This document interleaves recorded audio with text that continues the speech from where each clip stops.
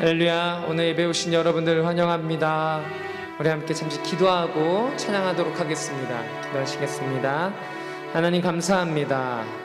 주님, 우리는 세상 가운데서 날마다 넘어지기도 하고 또 실패하기도 하고 낭망하기도 하지만 오늘도 우리가 주님의 사랑을 의지하여서 그 이름 안에 있는 능력을 의지하여서 십자가의 능력으로 주님 앞에 나아옵니다. 주님, 그 이름의 사랑이 그 이름 안에서 영원히 거하는 시간 되도록 우리와 함께하여 주시고 성령님 우리의 도움이 되어 주시며 우리의 필요를 채워주는 시간 될 수 있도록 함께하여 주시옵소서. 감사합니다. 사랑이 마신 예수님의 이름을 기도드렸습니다. 아멘. 우리 다 같이 내 안에 있는 예수 그 이름 찬양하도록 하겠습니다.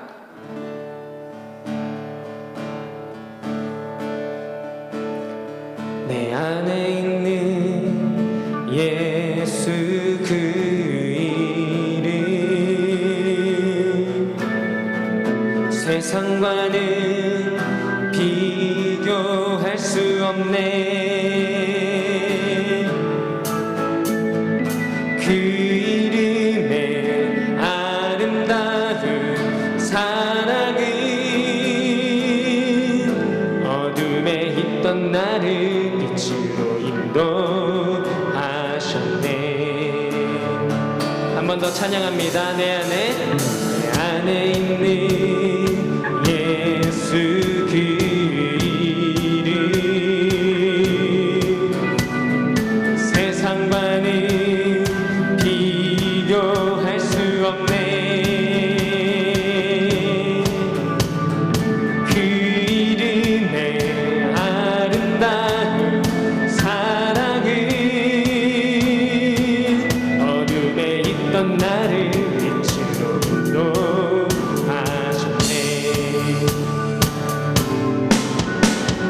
그 이름은 나에게 놀라운 권세를 주심으로 내가 모든 것을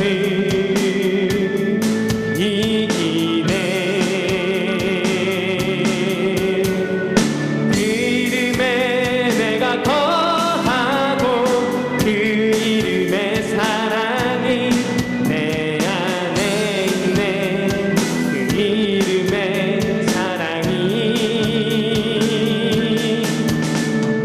이름 안에서 내가 영원히 살기 원하네. 내 안에 있는 예수 그 이름 세상과는 비교할 수 없네. 그 이름의 아름다운 사랑은 어둠에 있던 나를 빛으로 인도하셨네. 그 이름은 나에게 놀라운 권세를 주심으로 내가 모든 것을 이기네. 그 이름에 내가 거하고 그 이름의 사랑이 내 안에 있네. 그 이름의 사랑이 이름 안에서 내가 영원히 살기. 그 이름은 나에게 놀라운 권세를 주심으로 그 이름은 나에게 놀라운 권세를 주심으로 내가 모든 것을 이기네. 그 이름에 내가 거하고 그 이름의 사랑이 내 안에 있네. 그 이름의 사랑이 그 이름 안에서 내가 영원히 살기 원하네. 아멘. 우리의 필요를 채우시는 예수님께 영광의 박수 올려드리겠습니다. 아멘. 이 시간 박수 치면서 찬양하도록 하겠습니다. 채우시네. 주님이 내 만족을 아시네. 채우시네. 주님이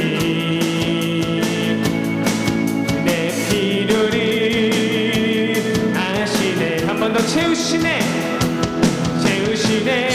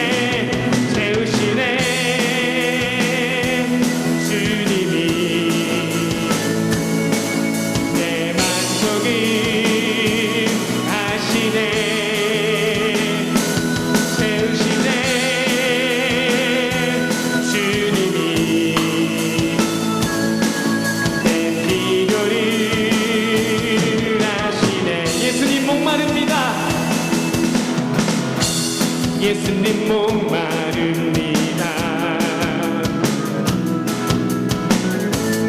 오셔서 치는 부으소서. 주님을 사모합니다. 오셔서 채워주소서.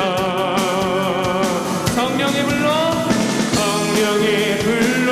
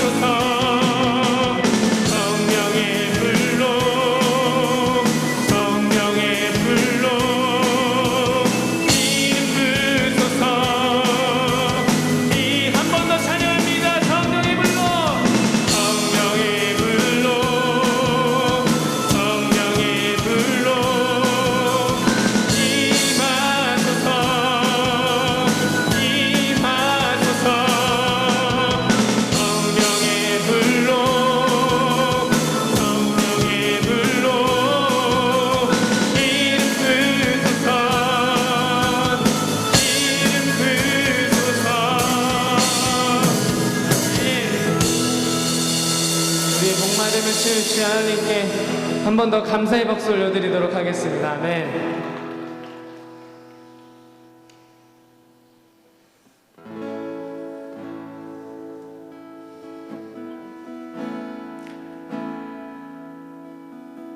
주께 가까이 날 이끄소서.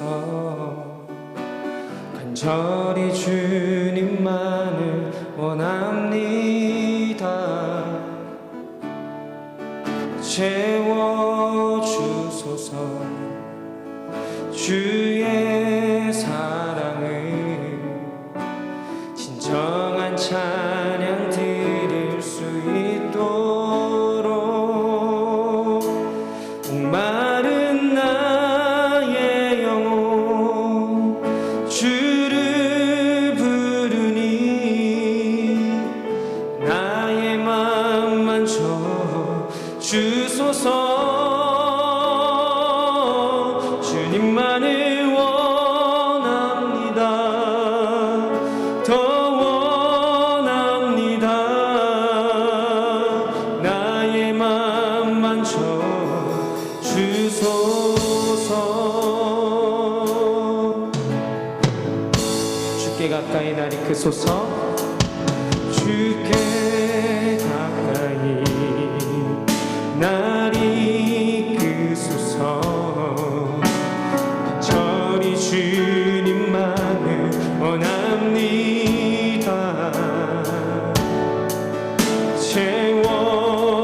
채워주소서. 주의 사랑을 진정한 찬양 드릴 수 있도록 마른 나의 영혼 주를 부르니 나의 맘만 쳐 주소서. 주님만을 원합니다.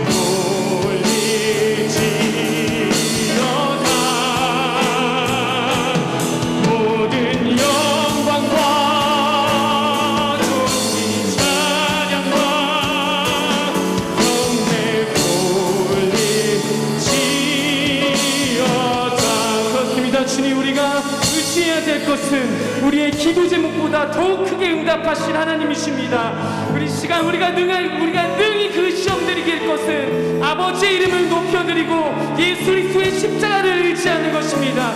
주님, 이 시간 우리의 기도 제목보다 더욱 크게 응답하실 하나님을 기대합니다. 우리가 할 것은 하나님께 찬양하며 하나님의 이름을 선포하며 하나님께서 이루신 일들을 감사로 기도하며 나아가는 것을 믿습니다. 우리 이 시간 믿음의 선포로 기도하며 나아가도록 하겠습니다. 주여,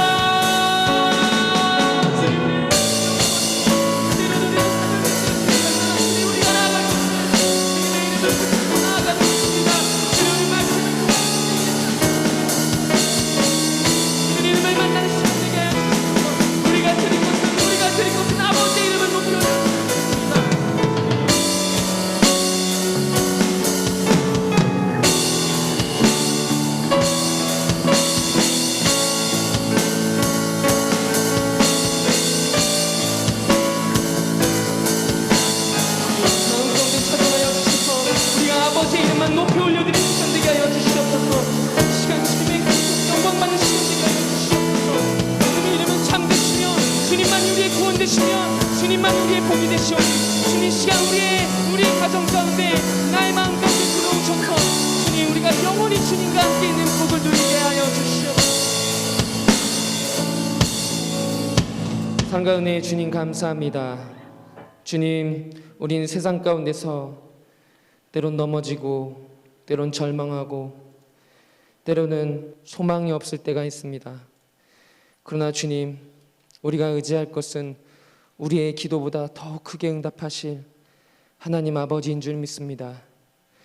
우리 삼양중앙교회가 십자가의 능력을 회복하게 하여 주시고 그 십자가의 능력 아래서 하나님이 우리의 아버지 되심을, 하나님의 능력이 우리의 능력이 됨을 믿고 나아가는 주님의 귀한 자녀들 될 수 있도록 이 시간 우리와 함께하여 주시옵소서.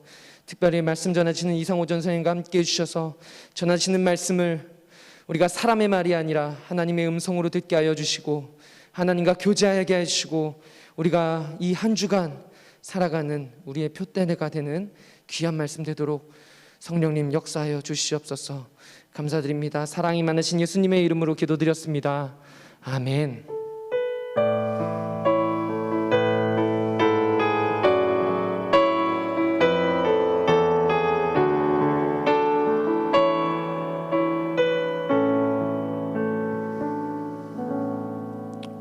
오늘 우리 함께 보실 하나님의 말씀은 사무엘하 7장 26절부터 29절의 말씀입니다.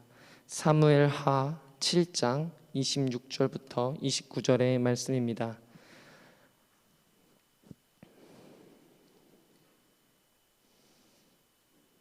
제가 봉독하도록 하겠습니다. 사람이 영원히 주의 이름을 크게 높이어 이르기를 만군의 여호와는 이스라엘의 하나님이라 하게 하옵시며 주의 종 다윗의 집이 주 앞에 견고하게 하옵소서. 만군의 여호와 이스라엘의 하나님이여 주의 종의 길을 여시고 이르시기를 내가 너를 위하여 집을 세우리라 하셨으므로 주의 종이 이 기도로 주께 간구할 마음이 생겼나이다. 주 여호와여 오직 주는 하나님이시며 주의 말씀들이 참되시나이다. 주께서 이 좋은 것을 주의 종에게 말씀하셨사오니 이제 청하건대 종의 집에 복을 주사 주 앞에 영원히 있게 하옵소서. 주 여호와께서 말씀하셨사오니 주의 종의 집이 영원히 복을 받게 하옵소서 하니라. 아멘. 이 시간 이상호 전사님께서 나오셔서 하나님의 종 다윗이라는 설교하실 때 많은 은혜 받으시는 성도님 되기를 바랍니다.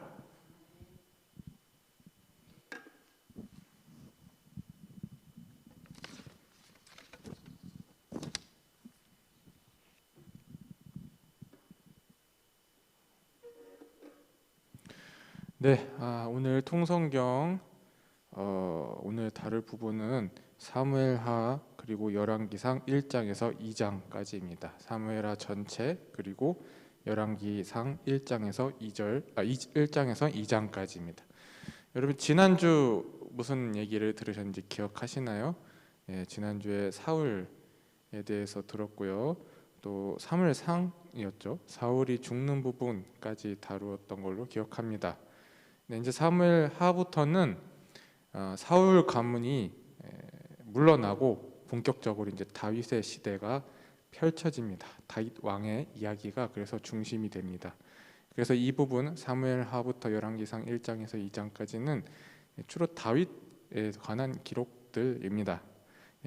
사무엘 하에서 다윗의 다윗의 주인공으로 해서 다윗 왕의 일대기로 되어 있습니다. 다윗이 30세에 유다 지파의 왕으로 등극을 했고요. 70세에 하나님의 품으로 돌아가기까지에 여러분이 잘 아시다시피 이스라엘의 가장 위대한 왕을 누구로 꼽겠느냐 하면은 아무나 물어봐도 다윗이라고 얘기를 할 것입니다. 이 성군, 위대한 성군으로 칭송받는 다윗의 이야기를 오늘 시작해 보려고 합니다. 첫 번째 챕터, 유다 지파의 왕이 된 다윗입니다. 사무엘하 1장에서 4장까지 내용입니다. 사울과 이제 요나단이 전쟁에서 죽었다는 소식을 듣습니다. 다윗이 듣고 슬피 울면서 금식을 합니다. 사울이 죽었다는 소식을 다윗에게 전하면은 자기가 보상을 받을 줄 알고 급히 달려왔던 아멜렉 사람 청년 한 명이 있었습니다. 그래서 자기가 여차여차해서 사울을 자기가 죽였다라는 말을 이제 신나게 떠들죠. 근데 다윗이 반응이 영 시원찮았습니다. 이 청년은 다윗이 포상을 자기에게 내리기를 기대하였는데 다윗이 포상을 내리기는커녕 내가 어찌하여 기름 부음 받은 자를 함부로 죽였느냐 그렇게 얘기를 하면서 이제 이 청년을 죽여라라고 얘기를 합니다. 그래가지고 이제 청년이 죽고 그리고 나서 다윗은 사울과 요나단에 대한 애가 슬픔의 노래를 지어서 부르게 하였습니다. 군사들에게 다 전부 백성들에게 부르게 하였습니다. 자신을 죽이려던 정적 사울이 죽었으니까 안심하고 기뻐할 만한 상황이었지만 다윗이 보인 행동은 그와 정반대였습니다. 물론 다윗과 사울은 대적하였고 그랬으나 다윗은 사울과 요나단이 그 큰 이스라엘의 용사였다, 그 두 용사가 쓰러졌다 이렇게 얘기를 하면서 슬퍼하는 모습에서 대적임에도 상대방을 인정할 수 있는 사람, 이 포용력, 그러니까 이 다윗의 관점은 자기 이익 중심이 아니라 이스라엘의 안위를 정말로 걱정하는 그런 관점을 가진 사람임을 우리가 알 수가 있죠. 또 이거는 이 행동은 정치적으로도 어느 정도는 의도된 바였을 것입니다.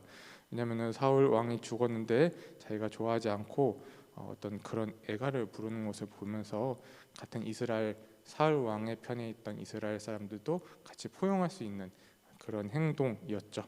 이런 정치적으로도 포용력이 있고 참으로 이스라엘을 생각할 수 있는 사람, 참으로 다윗이라는 사람은 왕이 될 자질이 있다.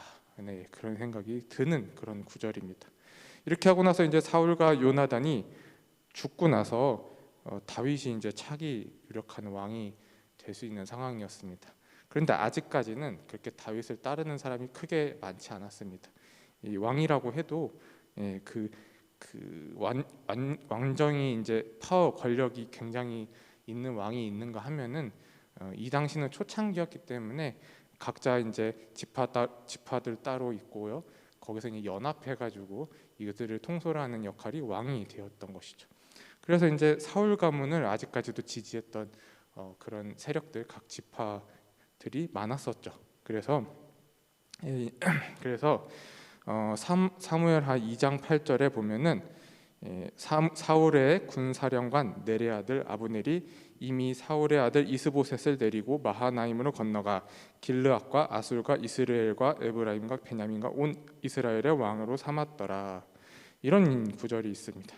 이게 무슨 얘기냐면은 사울이 죽었지만 사울의 아들 이스보셋을 데리고서 군사령관 아브넬이 데리고 가서 이스라엘을 왕으로 삼았다라는 얘기입니다. 다윗이 유력하지 않았다는 얘기입니다. 아직까지 다윗의 세력은 미비하였다라는 얘기죠. 그러면 다윗을 지지하는 세력은 어디냐? 다윗의 출신 지역이었던 유다 지파였습니다. 유다 지파는 다윗을 지지하였고 나머지인 베냐민을 사울의 출신 가문인 베냐민을 포함해서 다른 지파들은 아직까지도 사울 가문을 따르고 있었던 것이죠. 그래도 유다 지파는 그래도 세력이 꽤 큰 편이었기 때문에 다윗의 든든한 이제 받침목이 되었죠. 그래서 이제 여기서 다윗이 유다 지파에 속한 헤브론으로 가서 유다 지파에만 속한 왕이 됩니다. 그래서 유다 지파만이 왕이 되어서 7년 6개월을 흐르게 됩니다. 이 팽팽한 긴장 속에서 결국에는 전쟁이 시작됩니다. 그래서 유다 지파와 다윗의 편에 있는 사람들, 그리고 사울 집안을 지지하는 지파들, 사울 집안 사람들은 결국 싸웁니다. 이 사울 집안에 있는 수장은 누구냐? 아브넬이었습니다. 아브넬의 군사들과 다윗 편에 있는 군대장 총사령관은 누구냐? 요압이었습니다. 그래서 요압의 군사랑 아브넬의 군사들이 서로 싸움이 시작이 됩니다. 그런데 이 가운데에서 요압의 동생 아사헬이 아브넬을 쫓다가 오히려 창에 찔려가지고 죽습니다. 이것이 모든 문제의 발단이었습니다. 일단 여기서는 아브넬의 군사들이 패퇴하고 물러가는 것으로 이제 끝이 납니다. 그리고 나서 이제 뭐 또 싸움이 부분 계속되고요. 이제 점점 시간이 지날수록 성경에 기록돼 있기를 다윗의 세력이 커지고 사울 가문의 세력은 약해져 갔다라고 이렇게 되어 있습니다. 그러다가 이제 문제가 생겼는데요. 아브넬이 사울의 후궁과 잠자리를 합니다. 이거를 이제 이스보셋이 사울의 아들인 이스보셋이 당신이 간음하였다라는 이제 죄명을 씌워가지고 이제 강하게 이제 지적을 합니다. 이 사실은 잘한 일은 아니죠. 아버지 후궁 그런 잠자리를 한 거면은 어떻게 보면 왕의 자리를 노리는 거잖아요. 그래서 이제 그렇게 지적을 한 것이죠. 근데 이제 아브넬이 8절에 뭐라고 얘기를 하냐면은 이스보셋의 말을 매우 분하게 여겨 이르되 내가 유다의 개 머리냐? 내가 오늘 당신의 아버지 사울의 집과 그의 형제와 그의 친구에게 은혜를 베풀어 당신을 다윗의 손에 내주지 아니하였거늘 당신이 오늘 이 여인에 관한 헌물을 내게 돌리는도다. 이 무슨 말이냐면은 내가 지금까지 내가 유다의 개새끼냐? 쉽게 말하면 개새끼냐? 내가 오늘까지 당신의 그 사울 집안에 내가 얼마나 충성심을 보여왔는데 너네 사울이 죽고 다 죽었어도 내가 당신을 데리고 가서 여기다 왕을 앉힌 건데 감히 나한테 그런 얘기를 해? 이렇게 얘기를 하는 거죠. 사실 틀린 말이 아닙니다. 사실 여인 하나 갖고 이렇게 하기는 좀 그렇죠. 이렇게 말하니까 이스보셋이 입을 다물었습니다. 꼼짝도 못했습니다. 실권이 이미 아브넬에게 있었다는 얘기죠. 그래서 3장에서는 이미 사울 가문의 실세력은 아브넬이 가지고 있었고 이스보셋은 이제 왕의 자질이 아직은 부족하다라는 모습을 우리가 알 수 있던 상황이었습니다. 이러니까 아브넬이 무슨 생각을 했냐? 이제 사울 가문은 이제 끝났다. 나는 이제 다윗 가문 쪽으로 그러면 넘어가겠다. 왜냐하면 자신은 왕의 이제 그 가족 가문이 아니기 때문에 이제 다윗 밑으로 들어가려고 결심을 합니다. 그래서 그 아브넬이 결국은 그 자기를 지지하는 지파들을 설득을 해서 다윗하고 이제 협상을 합니다. 그래서 협상을 하려고 헤브론으로 찾아왔습니다. 다윗도 굉장히 기뻐했습니다. 피 흘리지 서로 싸우지 않고 이제 전쟁이 끝날 수 있으니까요. 그래서 했는데 이제 문제가 생겼습니다. 협상이 잘 끝났습니다. 서로 만족하고 기쁘게 잔치도 하고요. 그리고 나서 이제 아브넬이 돌아가던 차에 요압이 단독으로 가서 군사를 데리고 와서 아브넬을 찔러 죽입니다. 다윗이 모르는 상태에서 그렇게 한 것이죠. 왜냐하면 이 요압이 자기의 동생 아사엘의 복수를 한 것입니다. 개인적인 복수심으로 요압이 이제 죽인 것이죠. 이렇게 된 이 상황이 그 다윗의 이제 사령관이 요압이 죽였잖아요. 그러니까 결국에는 다윗이 죽인거나 마찬가지가 될 수 있으니까 이 상황이 굉장히 크게 되는 겁니다. 평화 협정 다 해놨는데 협정 자체가 이제 깨져버릴 위기에 있던 것이죠. 또 전쟁이 또 생길 수도 있는 그런 상황 속에서 다윗이 뭐라고 하냐면은 전 군대의 명을 내립니다. 당장 애가를 부르고 음식도 먹지 않고 막 그러면서 전 군대에다가 다 베옷을 두르고 상을 치르라고 얘기를 합니다. 예. 그래서 백성들이 이를 다윗이 이렇게까지 하니까 막 음식도 안 먹고 진심으로 애도하고 아브넬이 죽음을 상도 다 치러주고 하니까 다 백성들이 이거는 다윗이 한 건 아니겠구나, 예, 그런 생각을 하게 되는 것이죠. 예, 그래서 이렇게 해서 큰 전쟁을, 또 다른 전쟁을 피할 수 있었던 것입니다. 예, 물론 그렇다고 해서 다윗이 단순히 정치적으로만 계산을 해서 이렇게 했던 것은 아닌 것 같습니다. 우리가 왕들의 이야기를 들을 때는 물론 정치적인 부분이 상당히 많이 있습니다. 그렇지만 단순히 아브넬이 적이었지만 다윗이 정말 훌륭하게 인정을 했었던 것 같습니다. 실제로 아브넬이 사울 가문에 충성을 하였고 또 사울이 죽은 후에도 이스라엘 여러 지파들을 다 모아가지고 끌고 갔던 인물이었기 때문이죠. 그래서 이제 다윗이 마지막으로 이런 얘기를 합니다. 39절에 내가 기름 부음을 받은 왕이 되었으나 오늘 약하여서 수르야의 아들인 이 사람을 제어하기가 너무 어려우니 여호와는 악행한 자에게 그 악한 대로 갚으실지로다. 이게 무슨 말이냐면은 자기가 왕이 되었긴 하지만, 기름 부었긴 하지만 내 힘도 약하고 밑에 통솔이 안 된다. 그래서 요압이 내 의견도 무시하고 가서 그렇게 자기 마음대로 그렇게 했다. 그러니 하나님께서는 이 악행을 나한테 돌리지 마시고 이 자에게 돌아가게 하시옵소서, 이렇게 얘기를 하는 것입니다. 이 다윗의 그렇게 영향력이 완전히 크진 않았다, 완전하진 않았다, 이런 얘기죠. 그리고 또 안타까운 마음도 있었던 것 같습니다. 이 얘기가 이제 어디까지 이어지냐면은 다윗이 죽기 전까지 이어집니다. 사실은. 그래서 나중에 솔로몬에게 죽기 전에 무슨 유언을 하냐면은 왕상 2장 5절에 수르야의 아들 요압이 내게 행한 일 곧 이스라엘 군대의 두 사령관 넬의 아들 아브넬과 아마사에게 행한 일을 내가 알거니와 그가 그들을 죽여 태평시대에 전쟁의 피를 흘리고 전쟁의 피를 자기의 허리에 띠띠와 발에 신은 신에 묻혔으니 내 지혜대로 행하여 그의 백발이 평안히 스올에 내려가지 못하게 하라. 무슨 얘기냐면은 죽기 전에 솔로몬에 이런 얘기를 합니다. 요압을 네가 알아서 처리해라. 굉장히 무서운 얘기지만 그런 얘기를 하고 있는 것이죠. 이 시작은 단순히 전쟁에서 동생이 죽였지만 그 복수심에서 찔러 죽이고, 결국에는 나중에 솔로몬이 죽입니다. 그래서 솔로몬이 죽이는 이 상황까지도 이어지는 것이죠. 이 요압이라는 인물은 전쟁에는 굉장히 능했던 것 같습니다. 전쟁은 다 이기고요, 다윗 밑에서 사령관으로서의 역할을 충실히 했지만 결정적으로 정말 피 보지 않고 넘어갈 수 있는 그런 상황에서도 전쟁을 일으킬 수 있던 그런 인물이었기 때문에 다윗이 이렇게 얘기를 했던 것입니다. 네, 그래서 이제 나중에 요압이 이제 솔로몬에게 죽게 됩니다.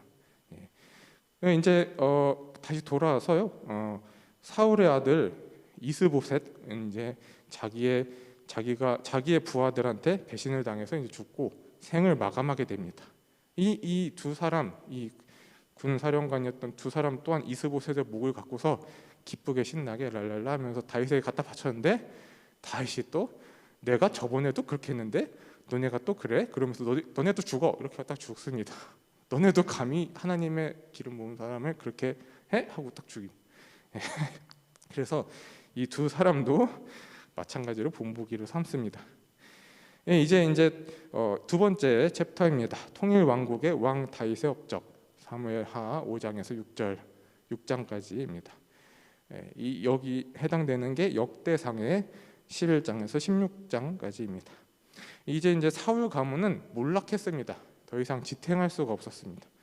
이제 다윗이 왕이 되기 위한, 또 다윗은 자기가 기름 부음을 받았으니 왕이 되기 위한 충분한 명분이 있었습니다. 그래서 이제 모든 지파들은 다윗을 이제 지지하기 시작합니다. 다윗의 지지를 얻어서 결국에는 다윗이 왕이 되었습니다. 이때가 다윗의 나이 30세였습니다. 헤브론에서 왕이 되었습니다. 이제 다윗이 왕위에 오르고 나서 가장 먼저 했던 게 수도 결정이었습니다. 자기가 어디서 통치할 것이냐 굉장히 중요한 일이죠. 수도가 나라의 어디에 있느냐에 따라서 많이 달라지잖아요. 그래서 다윗이 결정한 곳은 예루살렘이었습니다. 왜 예루살렘으로 했냐? 예루살렘이 이제 다윗의 근거지였던 유다 땅의 북쪽에 있었고, 또 거기가 또 베냐민 지파의 경계선상이었습니다. 그러면서도 다른 지파들이랑 왕래하기 쉬운 요충지였습니다. 그런데 또 거기다가 지중해 헤브론, 요단강, 사마리아 접경이었고요. 거기다가 플러스 예루살렘 성이 있었는데 약간 높은 곳에 있었는데 천연 그 방어가 되는 굉장히 좋은 성이었습니다. 그래서 천연 요새라고 하죠. 그런 역할을 했던 성이었습니다. 그래서 이제 예루살렘을 택한 것이죠. 그래서 이제 그때 당시는 근데 문제가 뭐였냐면 그때 당시는 여기 땅이 여부스 족속이 살던 땅이었습니다. 예전에 그 지파들이 해서 전쟁해서 정복을 했는데 여기는 아직까지 정복을 못했던 상황이었습니다. 그래서 다윗이 이제 군대를 들고서 가서 정복을 하러 가니까 이 여부스 사람들이 뭐라고 하냐면은 6절에 나오는데요. 그 사람들이 다윗에게 이르되 내가 결코 이리로 들어오지 못하리라. 맹인과 다리 저는 자라도 너를 물리치리라 하니 그들 생각에는 다윗이 이리로 들어오지 못하리라. 그러니까 뭐 우리 성 안에 있으면 완전히 안전하고 너 오지 못해 이렇게 얘기를 하는 것이죠. 근데 이제 천연 요새인 예루살렘 성을 그렇게 믿었지만 다윗이 금방 점령합니다. 이 말이 무색하도록 그렇게 금방 점령하고 수도로 삼습니다. 이 예루살렘을 수도로 삼고 나서 그 다음에 다윗이 이제 착수한 일이 있습니다. 뭐냐? 하나님의 궤를 예루살렘 수도로 옮겨오는 일이었습니다. 당시 법궤는 블레셋 사람들에게 빼앗겼다가 다시 또 빼앗아 오고 나서 이스라엘로 돌아온 후로 기럇 여야림이라는 곳에 방치되어 있었습니다. 그래서 이 법궤를 예루살렘으로 가져오기 위해서 군사 3만 명과 수레도 만들어가지고 새 수레로 해가지고 법궤를 수레에 싣고 옮기게 되었습니다. 근데 수레를 끌고 가던 중에 갑자기 타작마당에서 소가 갑자기 깜짝 놀라가지고 이 법궤를 떨어뜨렸는데 그 떨어뜨리는 걸 잡으려고 우사라는 사람이 잡으려다가 죽습니다. 하나님께 벌받아 죽습니다. 여러분이 잘 아시는 우사 사건입니다. 이 사건 때문에 옮기는 일이 전면 중지됩니다. 못합니다. 더 이상. 그래서 다윗이 자신이 했던 방식을 뉘우치게 되는 것이죠. 근데 여러분이 생각했을 때는 그런 생각은 안 해보셨나요? 우사는 솔직히 떨어지는 걸로 잡으려고 했을 뿐인데 좀 억울하지 않나? 그런 생각을 한 번쯤 해보셨을 것 같습니다. 근데 좀 더 구체적으로 얘기하면은 이 다윗이 사실은 문제가 있었던 것이죠. 맨 처음에 이제 다윗이 하나님의 궤를 빨리 옮겨와야겠다라는 욕심이 있어가지고 그 왜 빨리 옮겨오려고 하느냐라면은 이제 수도도 만들었잖아요. 이제 자기 왕권이 아직 견고한 건 아니잖아요. 아직 처음에 이제 왕이 됐긴 했지만 점점 이제 왕권을 안정화시키는 과정에 있었기 때문에 이 과정에서 다윗이 빨리 하나님의 궤를 가지고 와서 하나님의 이 보호를 인정을 받아야겠다 이런 생각을 한 겁니다. 그래가지고 이제 역대상 13장에 보면은 13장 1절에 뭐라고 되어 있냐면 다윗이 천부장과 백부장 곧 모든 지휘관과 더불어 의논하고 다윗이 이스라엘의 온 회중에게 이르되 만일 너희가 좋게 여기고 또 우리 하나님 여호와께로 말미암았으면 우리가 이스라엘 온 땅에 남아있는 우리 형제와 또 총안에 딸린 성읍에 사는 제사장과 레위 사람에게 전령을 보내 그들을 우리에게로 모이게 하고 이 말인데요. 뭐가 문제냐면요.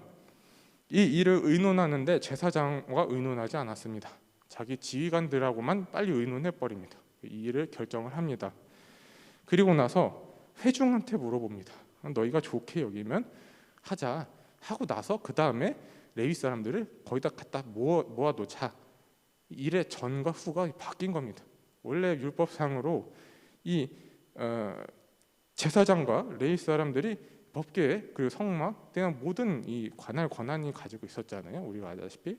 근데 백성들이랑 지휘관이랑 얼렁뚱땅 운운한 다음에 갖다 놓으면은 그 다음에 제사장들 레위 사람들 데리고 오지 뭐 이렇게 생각을 한 겁니다. 굉장히 급하게 했던 것이죠. 그리고 나서 4절에 뭐라고 얘기하면 뭇 백성의 눈이 이 일을 좋게 여김으로 온 회중이 그대로 행하겠다 한지라. 누가 결정했냐면 백성이 결정했습니다. 뭇 백성들이 좋습니다 하니까 그대로 행하겠다 하고 백성들이 결정하고 백성들이 한 겁니다. 무슨 얘기냐? 다윗이 백성들의 눈치를 봤다는 얘기죠. 백성들이 좋다고 하니까 얼른 빨리 하겠다라고 했던 것입니다. 그래서 이 어긴 부분, 첫 번째 부분이고요. 또 다른 어긴 부분이 또 있습니다. 역대상 15장 12절에 뭐라고 되어 있냐면은 그들에게 이르되 너희는 레위 사람의 지도자이니 너희와 너희 형제는 몸을 성결하게 하고 내가 마련한 곳으로 이스라엘의 하나님 여호와의 궤를 메어 올리라. 전에는 내가 매지 아니하였으므로 우리 하나님 여호와께서 우리를 찢으셨으니 이는 우리가 규례대로 그에게 구하지 아니하였음이라. 나중에 이제 다윗이 하는 얘기입니다. 나중에 뭐냐면은 우리가 규례대로 하지도 않았다.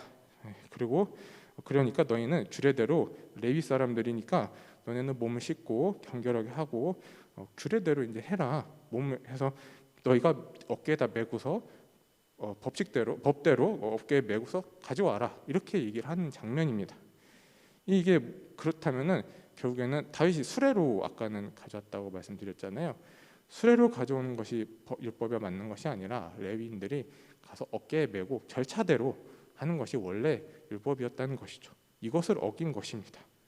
그래서 이런 두 가지 잘못을 크게 범하고 지난주에 그 사울 왕이 어떻게 했는지 잘못한 거에 대해서 들으셨을 겁니다. 그 사울 왕이 급하니까 자기가 먼저 제사를 드려버리잖아요. 그런 상황들이 또 발생한 겁니다. 다윗도 마찬가지로요. 이 백성들이 사실은 왕을 원했지만 사무엘은 너네 왕 원하지만 그거는 좋지 않다라고 얘기를 했었죠. 지난주에 들으셨을 때 이런 방식이 이제 넘어가는 하나님의 통치 방식에서 왕 통치의 방식으로 넘어가는 이 시점에서 이 왕들이 하나님의 통치 방식에 대해서 선을 넘기 시작하는 것이죠. 자기의 권한에 선을 넘기 시작하는 것입니다. 이 또한 다윗도 이렇게 실수를 한 것이죠. 그런데 중요한 것이 있습니다. 다윗이랑 사울이랑 결정적으로 달랐던 것이 있습니다. 무엇이냐? 다윗은 금방 깨달았습니다. 이거 내가 잘못한 거구나. 이렇게 해서 안 됐구나. 우사가 딱 죽자마자 금방 딱 깨달았습니다. 그래서 당장 멈추고 그대로 놓고 그다음에 뭘 했냐?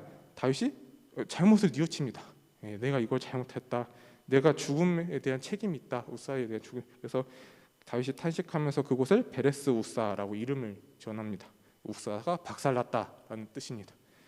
그리고 나서 이제 9절에 하나님을 두려워하였다라고 이야기가 되어 있습니다.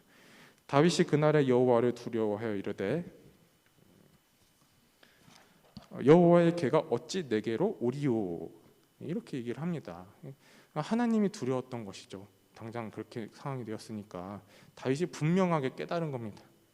하나님이 분명히 사랑의 하나님이시긴 하지만 때로는 이런 왕이라고 자기가 주제 넘은 짓을 할 때는 하나님의 벌을 받고 두려워해야 된다는 것을 몸소 깨달은 것입니다. 그래서 이제 다윗이 궤를 옮기는 것을 바로 포기를 하고 오벳 에돔의 집에다가 임시로 갖다 놓습니다. 그리고 나서 이제 3개월이 지난 후에 오벳 에돔의 집에 하나님이 복을 주셨다라는 소문을 듣습니다. 소문을 들으니까 이제 다시 기뻐하죠. 이제 하나님께서 진노를 푸셨구나. 이렇게 하고서 이제 가가지고 궤를 이제 올 계획을 짜가지고 이제 실행을 합니다.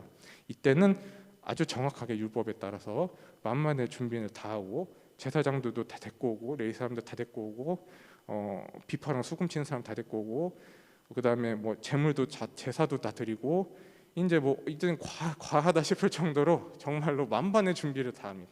이게 다윗의 성격이었던 것이죠. 이번에는 그렇게 해가지고 이제 합니다. 결국엔 그래서 궤가 예루살렘 성 안으로 들어오게 됩니다. 이러면서 이제 다윗이 너무 기뻐서 춤을 추죠. 이때 근데 사울의 딸 미갈이 이를 보고 비웃었습니다. 그래서 다윗이 옷을 벗고 춤을 추는 것을 보고 채통이 없습니까? 당신은 왜 여자들 앞에서 그렇게 합니까? 이렇게 뭐라고 합니다. 그 얘기가 있습니다. 사실 다윗은 엄청 기뻤을 것입니다. 왜냐하면은 하나님께 인정받은 거잖아요. 걔가 무사히 들어왔다는 얘기는 하나님이 다윗을 인정해 주셨다는 얘기입니다. 그럼 자기가 이제 더 이상 부족함이 없는 왕이 되는 것이죠. 얼마나 기쁘겠습니까? 백성들에게도 인정받고 하나님께도 인정받으면 이제 끝난 것이죠. 그렇게 했는데 그래서 너무 기뻐가지고 춤을 췄을 겁니다. 근데 이 사울의 딸 미갈이 이렇게 핀잔을 주니까 다윗이 하는 말이 이렇습니다. 6장 21절에 다윗이 미갈에게 이르되 이는 여호와 앞에서 한 것이니라. 그가 내 아버지와 그의 온 집을 버리시고 나를 택하사 나를 여호와의 백성 이스라엘의 주권자로 삼으셨으니 내가 여호와 앞에서 뛰놀리라. 이게 무슨 말이냐면은 상당히 공격적인 말입니다. 여기에서 조금 더 설명을 해야 되는데요. 과거에 이제 미갈은 사울 왕 집안의 공주였죠. 그리고 다윗은 애초에 신분이 목동이었습니다. 신분이 낮은 사람이 죄송합니다. 골리앗을 죽인 걸로 해가지고 시작해가지고 이제 사울의 이제 가문에 초대를 받아가지고 그때부터 이제 다윗이 자기의 경력을 쌓기 시작한 거죠. 애초부터 여기 신분의 차이가 있었던 겁니다. 그래서 이 미갈이 다윗에게 채통을 지키라는 얘기는 사실 틀린 말은 아닙니다. 미갈이 입장에서는요, 당연히 왕은 채통을 지켜야 되는 것이 자기가 보기에는 당연한 일이었을 것입니다. 근데 아마 다윗에게는 이것의 약점을 건드린 것 같습니다. 거기에 추가로 다른 것도 더 있을지 모르겠지만요. 그래서 다윗이 뭐라고 얘기하는 거냐면은 너가 그렇게 나한테 말해봐야 너희 집안 이제 작살났다. 그리고 내가 하나님한테 인정받는 왕이야. 너는 끝났어. 이렇게 얘기를 합니다. 굉장히 무서운 말을 미갈에게 이렇게 하는 것이죠. 그래서 원래 다윗이 그렇게 이제 사울 왕으로 집안으로 예전에 들어왔는데 이 다윗이 이제 전쟁에서 승승장구하니까 사울이 얘 죽이려고 처음에는 첫째 딸도 주려고 했다가 안 주고 그 다음에 죽이려고 미갈이 이제 다윗을 좋아했죠. 그래서 이걸 이용해가지고 죽이려고 블레셋 사람 200명을 죽여와라. 그럼 결혼시켜줄게 했더니 진짜 가서 죽여옵니다. 죽을 줄 알았는데 안 죽고 돌아왔어요. 그래가지고 했는데 결국 결혼시켜줬는데 그것도 이제 나중에 쫓아내죠 다윗을. 이제 사울의 입장에서는 다윗이 마음에 안 들었던 것이죠. 그래서 다윗이 처음에 사울이 결혼시켜줄게 할 때 다윗이 뭐라고 얘기하냐면은 사위 되는 것을 너희는 작은 일로 보느냐 나는 가난하고 천한 사람이라 한지라. 이 말은 뭐냐면 자기 신분이 가난하고 천한 사람임을 자기도 인지를 하고 있었다는 겁니다. 사울 집안에 들어왔지만 자기랑 격차가 이미 있다는 걸 인정을 한 셈이죠. 근데도 이제 어쨌든 우여곡절 끝에 미갈과 결혼을 했지만 결국에는 또 쫓겨나게 되고요. 미갈이 이제 다윗이 탈출하는 걸 도와주는 장면들이 있죠. 근데 그러고 나서도 또 미갈은 또 다른 곳에 또 시집을 보내고요. 사울이 그런 역할이 있었습니다. 결국은 그래서 이제 다윗이 더 이상 사울 가문과는 연관이 없게 되었던 것이죠. 그리고 나서 이제 쫓겨나고 나서 다윗이 누구랑 결혼을 하냐면 아비가일입니다. 아비가일이랑 왜 결혼했냐면은 유다 헤브론 지방에서 입지를 얻기 위해서 결혼한 것입니다. 어떻게 보면 조금 잔인한 얘기지만 그때 당시 여자랑 이렇게 결혼하는 거는 자기의 신분 그리고 자기가 어떤 입지를 굳히기 위한 그런 역할, 정치적인 역할도 있었던 것이죠. 그래서 우리가 앞서 보면은 다윗이 아브넬과 협상을 할 때 다윗이 뭐라고 얘기를 하냐면은 다윗이 이르되 좋다. 내가 너와 언약을 맺거니와 내가 내게 한 가지 일을 요구하노니 나를 보러 올 때에 우선 사울의 딸 미갈을 데리고 오라. 그리하지 아니하면 내 얼굴을 보지 못하리라 하고 다윗이 사울의 아들 이스보셋에게 전령들을 보내 이르되 내 처 미갈을 내게로 돌리라. 그는 내가 블레셋 사람의 포피 100개로 나와 정원한 자이니라 하니 이제 다윗이 협상을 할 때 미갈을 나한테 다시 줘라 얘기를 합니다. 이 얘기는 뭐냐면은 다시 미갈을 신분 상승 수단으로 삼으려고 했던 것이죠. 어쨌든 미갈은 다윗을 옛날부터 좋아했는지는 모르겠습니다만 다윗은 딱히 그렇게 좋아했던 것 같지는 않습니다. 그래서 어쨌든 이 때문에 이 미갈이 이런 얘기를 하니까 다윗이 굉장히 기분이 상했는지 가차없이 이제 미갈을 딱 내칩니다. 그래서 너는 끝났어 이렇게 또 얘기를 해버립니다. 그래서 6장 23절에 뭐라고 되어 있냐면은 사울의 딸 미갈이 죽는 날까지 그에게 자식이 없으니라. 더 이상 잠자리도 안 했다 이런 얘기죠. 죽을 때까지 그냥 내쳤다는 얘기입니다. 네, 이제 챕터 세 번째입니다. 다윗의 소망과 하나님의 복. 사무엘하 7장에서 10장까지입니다. 이렇게 이제 법궤도 다 옮겼고 나서 이제 다윗이 다음번에는 또 뭘 생각을 하냐면은 이번엔 자기는 궁전에 사는데 하나님의 걔는 휘장이다. 마음이 아프니까 내가 집을 건축하겠다라고 나단 선지자랑 상의를 했습니다. 그 마음을 하나님께서 기쁘게 받으셔서 하나님께서 나단 선지자에게 내 집을 영원히 보존하여 주고 내 왕위가 계속 이어질 수 있도록 하겠다라는 약속까지 해주십니다. 여기에 더해서 너가 모든 원수에게서 편히 쉬게 하겠다. 모든 전쟁에서 너가 이기게 해주겠다. 이런 약속도 하시고요. 또 너가 죽더라도 너를 이은 자가 나라를 견고하게 하실 것이다. 이런 약속도 해주시고요. 또 너를 이은 자가 잘못하더라도 절대로 사울처럼 완전히 빼앗지는 않겠다. 세 번째, 굉장히 많은 것을 약속을 해주십니다. 자비롭고 이 후한 약속 대답을 들은 다윗이 이제 기도하는 장면이 나오는데요. 그 뒤에 그 자기를 종으로 부르면서 감사의 기도를 드리는 장면이 아까 읽으신 사무엘하 7장 18절부터 29절 그 사이를 조금 읽으셨습니다. 그 부분입니다. 그래서 잘 감사의 표현을 하는 것이죠.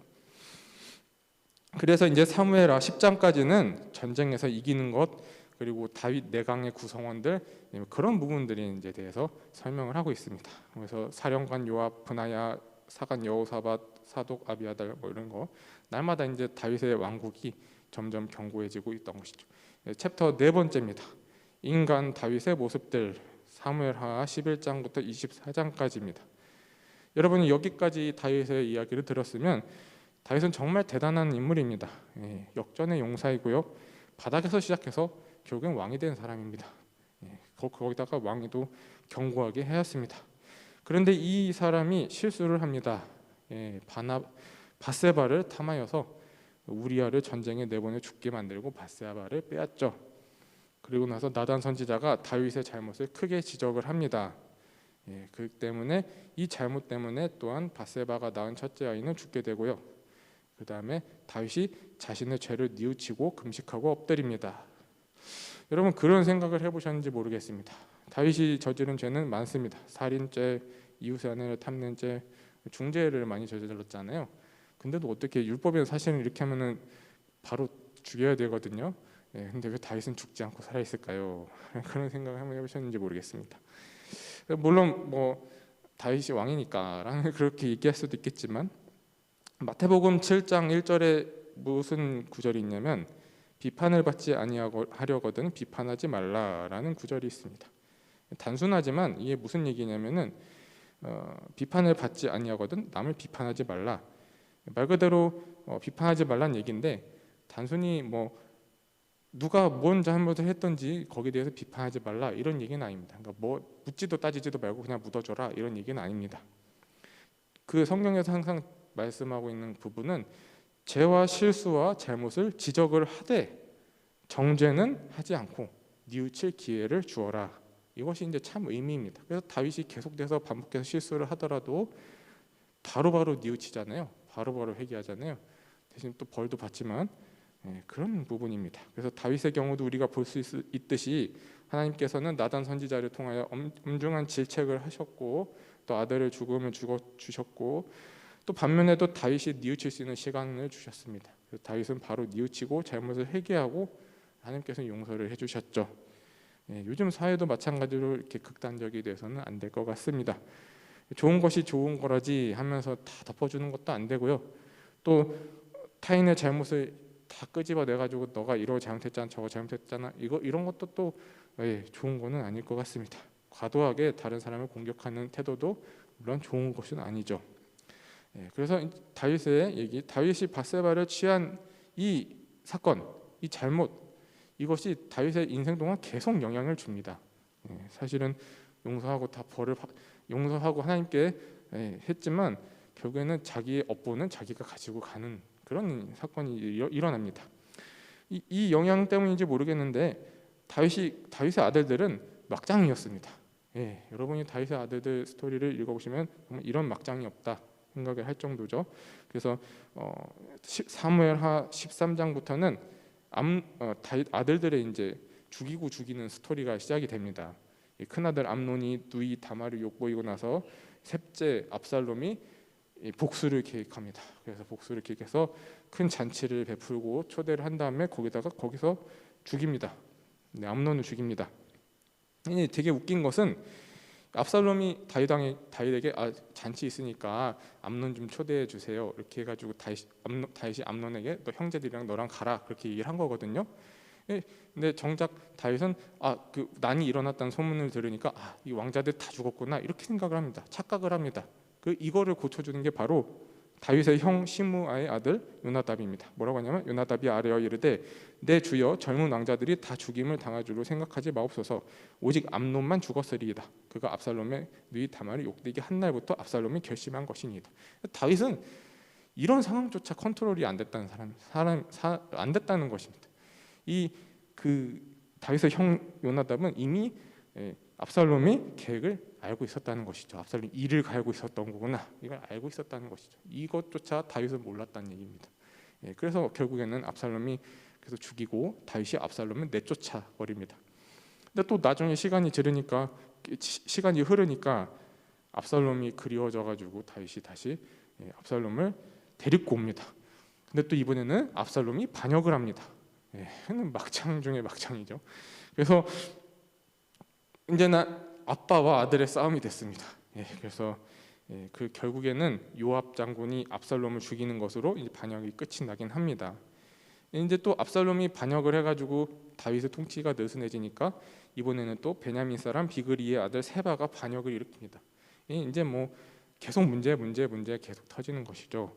이 반역 또한 요압이 진압합니다. 요압이 전투에서는 굉장히 능했던 사람인 것 같습니다. 요압이 다 해결하는 거죠. 요압이 이제 진압을 합니다. 또 이것도 나중에 지금은 말씀 안 드리지만 나중에 가면은 또 다윗의 아들 아도니아랑 또 계속 문제로 또 싸우고요. 아무튼 그렇습니다. 계속 아들들은 이제 왕 때문에 서로 싸우고 서로 죽이고 그렇게 조금 슬픈 일이 되었습니다. 그래서 다윗의 유언 5번째 챕터입니다. 다윗의 유언 왕상 1장에서 2장. 이제 다윗이 마지막 자기의 노년에 유언하고 또 노년의 일들을 기록한 것이 왕상 1장에서 2장입니다. 이 베들레헴의 가난하고 낮은 집안에서 태어났던 막내 거기다 양치기 시작해가지고 이스라엘을 통일시킨 이 다윗 업적은 정말 대단하죠. 이 열왕기상 1장에서 2장에서 마지막으로 다윗이 임종 전에 솔로몬에게 여러 가지 조언하고 유언을 남기는 것들이 있습니다. 아직 어리고 아직 경험이 없는 솔로몬에게 다윗이 구체적으로 이제 지시를 해줍니다. 그리고 이제 그 문제가 있죠. 왕위 계승 문제가 또 있었죠. 다윗이 늙은 상황이었고 아도니아 넷째 아들 아도니아가 제사장 아비아다라고 사령관 요압의 지지를 받습니다. 그래가지고 다윗의 동의가 없는데도 그냥 왕으로 추대를 하려고 이제 계획을 서로 작당을 해가지고 그렇게 합니다. 이 상황에서 이제 밧세바가 다윗 왕에게 나단 선지자랑 해가지고 달려갑니다. 다윗 왕 당신이 우리 아들을 왕으로 해주겠다고 약속했는데 우리 지금 다 죽게 생겼는데 당신 뭐 어떻게 합니까? 이렇게 얘기를 합니다. 그래가지고 다윗이 이제 솔로몬을 어떻게 왕으로 세울지 구체적으로 이제 지시를 하는 장면이 마지막에 나와 있죠. 사실상 근데 순번으로 보면은 아도니아가 맞습니다. 그렇잖아요. 순번으로 보면은 아도니아가 맞는 겁니다. 왕열대 때. 그리고 또 되게 의미심장한 구절이 있는데 아도니아에 대해서 설명한 구절 중에 아버지 다윗을 한 번도 서운하게 한 적이 없다 이런 얘기가 되어 있습니다. 더군다나 행실도 그만큼 행실이 좋았다는 얘기입니다. 그럼 거기다가 용모도 준수했다고 되어 있습니다. 엄청 칭찬을 해놓은 겁니다. 사실은요. 그래서 아도니아가 사실은 정말 적법한 왕자였다라고 얘기를 하는 것이죠. 그렇지만 결국에는 다윗은 솔로몬을 왕으로 택할 수밖에 없었던 것이죠. 왜냐하면은 다윗 밧세바에게 그렇게 했기 때문입니다. 결국 그 인과가 여기까지 가는 것이죠. 적법하게 사실은 왕자를 물려주면은 왕자들의 난이 어떻게 됐을지도 모르잖아요. 이제 뭐 이게 막 서로 다 꼬여가지고 서로 죽이고 부하들끼리 서로 죽이고 그런 상황이 계속 됐던 것이죠. 어쨌든 다윗이 구체적으로 나단하고 브나야에게 지시를 하면서 솔로몬을 왕을 세워가지고 행차를 해라 이렇게 얘기를 합니다. 그래서 결국 솔로몬이 왕위가 됩니다. 근데 솔로몬이 왕위를 이어받았지만 아직도 아도니아에게 사실은 왕이 될 명분이 있었던 것은 사실입니다. 그래서 이것을 어디서 알 수 있냐면 15절에 아도니아가 밧세바에게 뭐라고 얘기하냐면은 그가 이르되 당신도 아시는 바거니와 이 왕위는 내 것이었고 온 이스라엘은 다 내게로 얼굴을 향하여 왕으로 삼으려 했는데 그 왕권이 돌아가 내 아우의 것이 되었음은 여호와께로 말미암음이니이다. 무슨 얘기냐면은 원래 이 왕 내 거였다. 내 거였는데 그렇게 된 것이다. 이런 얘기를 하는 것이죠. 그래가지고 원래는 내 왕이었는데 당신들이 빼앗아간 거 아니냐. 그러면서 무슨 얘기를 하냐. 그러니 내 작은 청을 내 부탁 한 가지를 들어달라고 밧세바한테 얘기를 합니다. 무슨 부탁이었냐면 다윗이 이제 첫 이었던 수넴 여자 아비삭을 아내로 달라고 얘기를 합니다. 이 수넴 여사 아비삭이 누구냐면은 다윗이 말년에 기력이 없으니까 몸을 따뜻하게 하기 위해서 이쁜 여자를 데리고 온 게 수넴 여자 아비삭입니다. 근데 거기 성경에 보면은 의미심장한 거는 그 관계를 따로 갖진 않고 순수히 그 인간 온열기 그런 용도로 말이 이상하긴 하네요. 근데 어쨌든 그런 용도로 사용을 했던 것 같습니다. 어쨌든 그런 뭐 결혼을 하지도 않고 그래서 다윗이 이제 죽었는데 이 수넴 여자 아비삭을 아내로 달라고 하니까 밧세바가 그래 그럼 알겠다. 그럼 내가 가서 솔로몬에게 얘기할게. 솔로몬에 가서 얘기를 하니까 솔로몬이 엄청 화를 냅니다. 화를 내면서 뭐라고 하냐면 어찌하여 아도니아를 위하여 수넴 여자 아비삭을 구하시나이까? 그는 나의 형이오니 그를 위하여 왕권도 구하옵소서. 그뿐 아니라 제사장 아비아들과 스루야의 아들 요압을 위해서도 구하옵소서. 이게 무슨 얘기냐면 쉽게 말하면 아니 어떻게 그런 부탁을 나한테 합니까? 차라리 그냥 나라까지 형한테 주시 그러세요. 그런 얘기입니다. 굉장히 화가 나서 그런 얘기를 한 것이죠.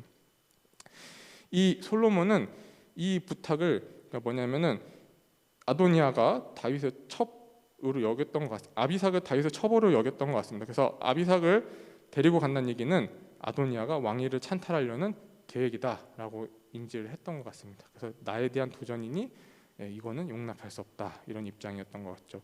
근데 또 밧세바는 조금 의미심장한 게 밧세바는 다윗에게 얘기를 하면서 이 한 가지 작은 일을 부탁한다고 얘기를 합니다. 밧세바의 입장에서는 또 다른 입장이었던 것 같습니다. 한 가지 작은 일이라고 표현합니다. 이게 작은 일이 아닌데 말이죠.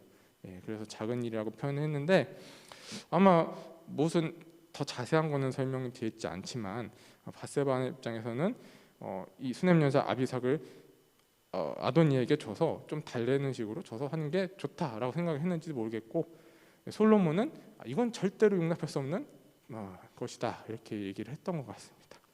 또 여기서 무엇을 알 수 있냐면은 애초에 처음에 솔로몬이 어렸잖아요. 어려서 어머니와 함께 이렇게 해서 왕이 됐는데 이제는 더 이상 솔로몬이 엄마의 말을 듣지 않는다라는 것이 여기서 분명해진 겁니다. 이제는 솔로몬이 자기의 왕권을 자기 스스로 쟁취를 하는 것이 섭정이 이제 끝난 것이죠. 이런 부분입니다. 그래서 이제 솔로몬이 이 사건을 계기로 삼아가지고 내친 김에 아도니아랑 요압까지 다 죽여버립니다. 그런 좀 잔인하지만 그래서 다 죽입니다. 아비아달도 내쫓아버리고요. 그래서 더 이상 솔로몬의 왕국에서는 솔로몬의 왕권을 위협할 수 있는 사람이 아무도 없게 되었습니다. 그래서 더욱더 솔로몬의 나라는 하나님 앞에서 견고해졌죠. 오늘 부분 사무엘하 여기까지가 이제 사무엘하 열왕기상 1장에서 2장입니다. 다윗의 파란만장했던 삶 여러분 처음부터 끝까지 보게 되었습니다. 다윗은 용사였고 하나님 앞에 은혜를 받은 사람이었습니다. 그때 또 다윗이 마냥 완벽한 것은 아니었고요. 다윗이 모든 일을 다 잘했던 것도 아니고 또 잘못한 것도 굉장히 많습니다. 때로는 또 하나님 보시기에 큰 잘못도 했습니다. 그렇지만 다윗이 결정적으로 사울과 달랐던 점은 다윗은 하나님 앞에 잘못했을 때 하나님을 두려워하였고 빠르게 엎드렸습니다. 빠르게 엎드려서 자기 잘못을 시인하고 뉘우쳤습니다. 바로 그리고 잘못한 점도 바로 고쳤습니다. 이게 다윗과 사울의 결정적인 차이였고 다윗의 왕국이 하나님께서 보존하여 주신 이유였을 것입니다. 우리가 하나님의 일을 할 때도 마찬가지입니다. 우리가 하나님의 일을 할 때 때로는 우리도 부족하여서 실수할 수 있다는 걸 우리가 인정을 해야 합니다. 우리 고집대로 하는 것뿐만이 아니라 우리가 만약에 잘못을 하면은 바로 뉘우치고 만회할 줄 알아야 하는 것이죠. 그래서 다윗의 가문이 하나님께서 대를 이어서 굳게 만들어 주신 것이죠. 다윗이 또한 역경의 삶을 살았죠. 그가 고백하는 것들은 시편에 다 나와 있습니다. 우리가 시편의 아름다운 노래들로 나와 있는데, 그는 위태로울 때에도 하나님께 감사를 드렸고, 또 고생하는 힘든 상황에서도 하나님께 감사했고, 또 그의 고백은 원수들에게서 나를 구원해 주시고 하나님께서 약속하신 대로 나에게 갚으셨다라는 그는 고백의 감사의 표현이었습니다. 그래서 결국에는 아들 솔로몬에게 왕위를 잘 넘기면서 그 아름답게 그 생을 마무리하는 것이죠. 이런 멋진 삶을 살았기 때문에 물론 부족함이 있지만 그래도 이스라엘의 성군이라고 부르는 것이 당연히 마땅한 것이라고 생각합니다. 그래서 오늘 이 다윗의 일대기를 우리가 오늘 읽으면서 또 마음 깊이 한번 생각해 볼 수 있는 시간이 되었으면 좋겠습니다. 설교를 마치겠습니다. 기도하시겠습니다. 사랑이 마신 주님 감사합니다. 하나님, 우리가 삶 속에서 다윗 왕의 이야기를 들으면서 우리가 비록 부족할 때에도 언제나 하나님을 의지하고, 우리가 잘못할 때에도 실수할 때에도 우리가 하나님 앞에 엎드리며 우리의 죄를 사하시며 우리의 죄를 자복하면 하나님께서 용서해 주시면 우리가 배웠습니다. 하나님, 우리가 어려울 때나 힘들 때나 함께해 주시고 위태로울 때도 함께해 주시고 항상 하나님을 감사하고 노래하는 삶을 다윗처럼 살 수 있도록 도와주시옵소서. 예수님 이름으로 기도드립니다. 아멘. 할렐루야. 오늘도 말씀 간직하고 다윗처럼 하나님 앞에 믿음으로 또 믿음 지켜서 회개하고, 그리고 또 늘 주님 앞에 바로 서기 위해서 힘쓰는, 사람의 연약함에 매이지 아니하고 또 고집하지 아니하고, 그리고 하나님의 인도하신 가운데 모든 일들이 하나님의 손에 있기 때문에 하나님의 인도하심 안에 서고 믿음으로 승리하는 그러한 우리 성도들 되기 바랍니다. 5월 가정의 달에 가정마다 가정의 기념과 또 이런 은혜들을 나누면서 특별히 가정에서 예배하고 말씀 동행하고 말씀과 기도로 살고, 우리 가정들이 주님의 은혜 안에서 또 서로를 귀하게 여기는, 이번 주에는 우리 어르신들 또 우리 선생님들 다 우리 전교인들 우리 여순교에서 삼계탕을 잘 준비해서 하나씩 드릴 텐데, 우리가 하나님 앞에 예배하고 또 서로 위로하고 격려하고 귀하게 여기고, 그렇게 하면서 하나님의 기쁨 되어지는 삶이 되기 바랍니다. 기도하겠습니다. 사랑의 주님, 주님 앞에 감사의 예물을 드립니다.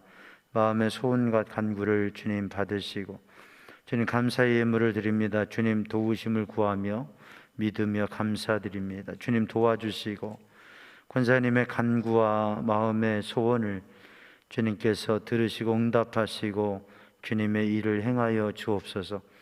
오늘도 말씀 간직하고 주님 앞에 믿음으로 다윗과 같이 하나님을 섬기며 또 연약함과 어리석음에 빠지지 아니하고 돌이키고 끝까지 승리하는 믿음의 삶을 살아갈 수 있도록 하나님 은혜로 인도하여 주시고, 이 밤에도 성령의 감동과 은혜로 역사하여 주옵소서. 예수님의 이름으로 기도하옵나이다. 아멘. 우리 두 손 들고 합심해서 간절히 기도하겠습니다. 오 사랑의 주님, 은혜의 주님, 생명의 주님, 주님의 능력의 손으로 붙드시며 인도하여 주시고 오직 주님의 은혜 안에 거하게 하여 주옵소서. 여호와는 내게 복을 주시며 너를 지키시기 원하며, 여호와는 그 얼굴을 내게 비추사 은혜 베푸시기 원하며, 여호와는 그 얼굴을 너를 향하여 드사 평강 주시기 원하노라. 오직 주님, 오직 주님의 능력의 손으로, 오직 주님의 은혜로, 오직 주님의 인도하심 가운데 거하는 믿음의 삶이 되게 하여 주시고, 말씀 붙잡고 주님 은혜 안에 거하는 믿음의 삶이 되게 하여 주옵소서. 올 가정의 달 주님 은혜로 함께하여 주시고 붙드시며 주님의 기쁨 되게 하여 주옵소서.